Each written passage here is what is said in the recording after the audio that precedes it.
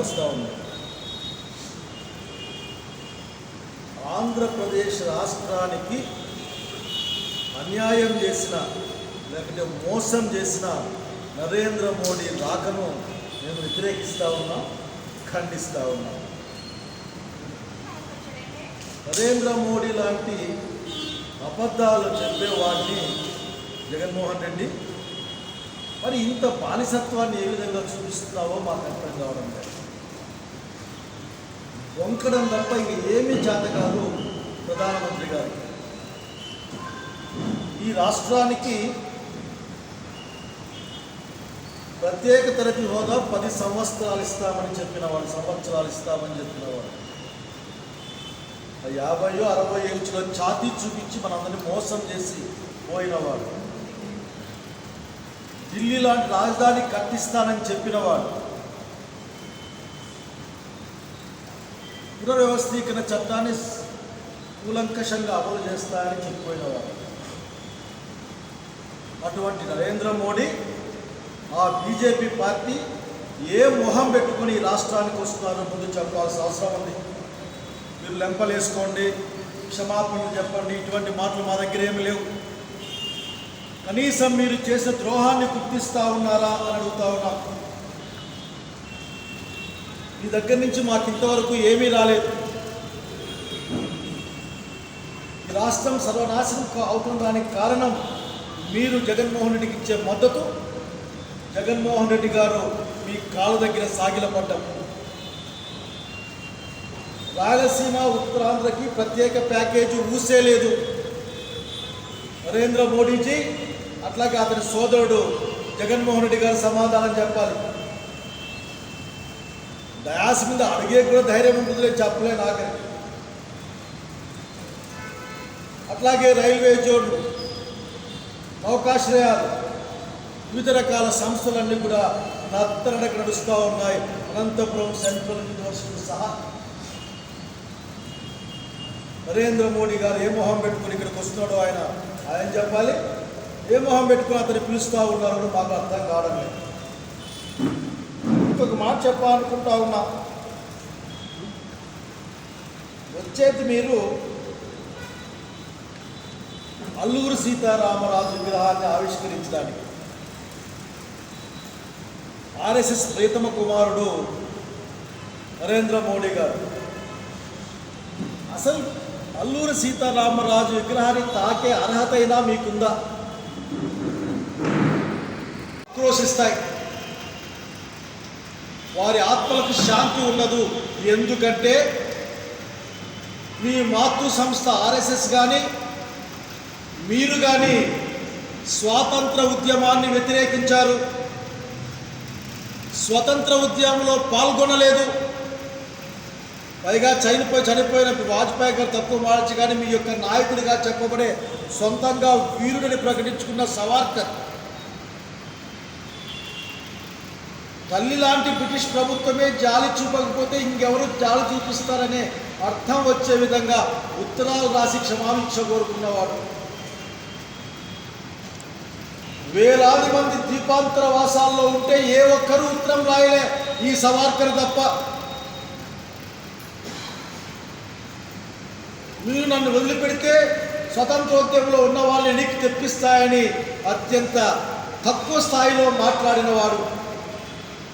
వారి భావజాలానికి ప్రతినిధి అయిన మోడీ గారు మీరు ఏ స్వతంత్ర సమర యోధుని కూడా ముట్టుకోవడానికి కానీ పేరు చెప్పడానికి కానీ అనర్హులు అన్నది కాంగ్రెస్ పార్టీగా మా అభిప్రాయం.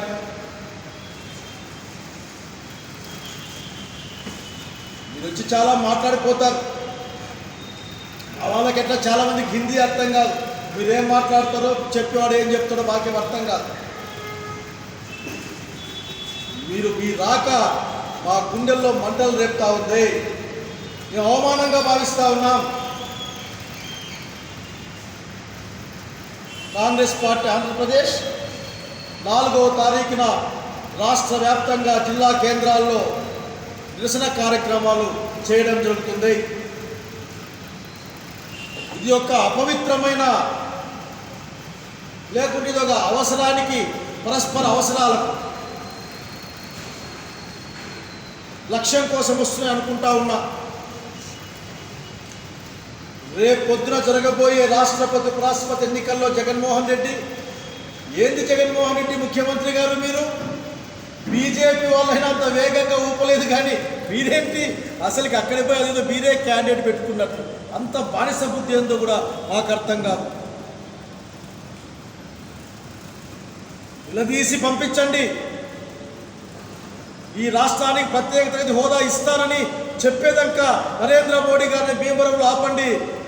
జగన్మోహన్ రెడ్డికి పార్టీ వాళ్ళందరూ కూడా, నేను బాబు గారికి కూడా చెప్తా ఉన్నా, దేనికి రాజకీయాల్లో భయం ఉండదు. బాబు గారు రాజకీయాల సిద్ధాంత మాటలు ఉంటాయి, ఏమీ మాట్లాడకపోయినంత మాత్రం గొప్ప విషయం కాదు.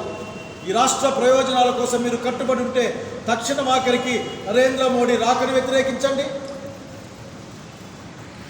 అట్లాగే రాష్ట్రపతి కోరుతా ఉన్నాం.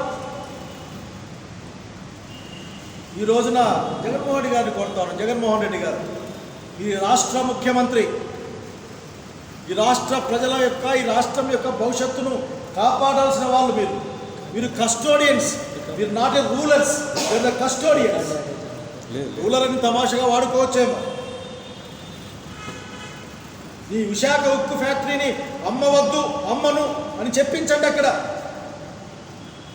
ఎట్లాగో అల్లూరు సీతారామరాజు ఆత్మ ఘోషిస్తుంది.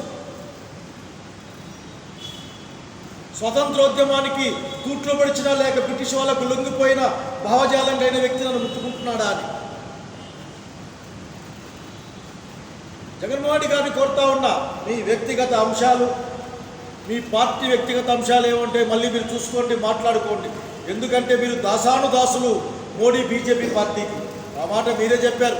ఎప్పుడైనా వ్యతిరేకించామా మేము, ఎప్పుడూ సపోర్ట్ చేస్తూ ఉన్నామనే చెప్పారు. గత 8 సంవత్సరాలు చెప్తాను, ఈ మాట వింటూ ఉన్నాం మేము. కాబట్టి మిమ్మల్ని అడిగేది ఒక్కటే, రాష్ట్ర ప్రయోజనాల కోసం నరేంద్ర మోడీని భీమవరంలో ప్రకటించేంత వరకు కూడా దాటనివ్వబాకండి. నిలదీయండి. మీ దగ్గర రకరకాల మార్గాల్లో ఈ రాష్ట్రానికి ప్రత్యేక తరగతి హోదా,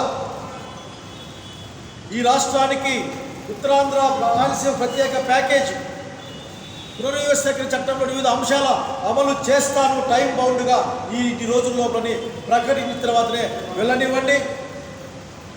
ఆ మీటింగ్ నుంచి చెప్పండి. ఆఖరికి మీరు ఒప్పుకోకపోతే మీకు ఓట్లు వేయం, మీ రాష్ట్రపతి అభ్యర్థులు, ఉపరాష్ట్రపతి అభ్యర్థులు ఓడిస్తామని చెప్పు జగన్మోహన్ రెడ్డి గారు.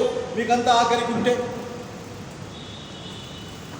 బానిసత్వం ఉంటే హక్కులు ఉండవు. యుద్ధం చేసేవాడికే హక్కులు వస్తాయి, ధైర్యవంతుడికే నీరాజనాలు ఉంటాయి.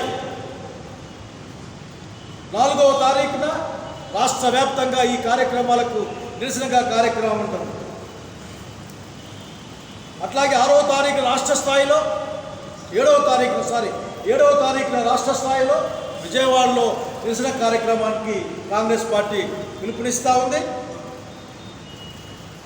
రానున్న కాలంలో కాన్స్టిట్యున్సీ స్థాయికి ఈ ఉద్యమాన్ని తీసుకెళ్తామని తెలియజేసుకుంటూ, నరేంద్ర మోడీ రాక అతన్ని ఆహ్వానించిన వాళ్ళకి ఏమన్నా ఉంటే ఉండొచ్చేమో, కానీ ఈ రాష్ట్ర ప్రజలకు అవమానం.